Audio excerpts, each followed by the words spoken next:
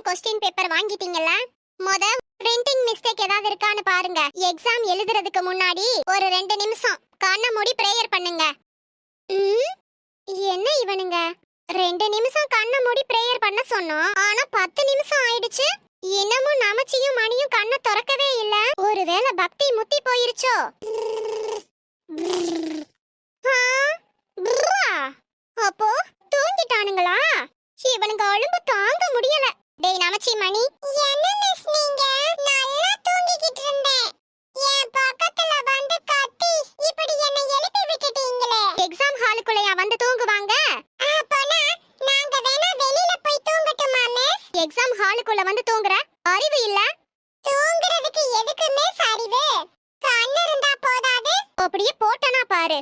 போறதும் தான் போறீங்க. அப்படியே பெட் தலவாணியையும் சேர்த்து போடுங்க.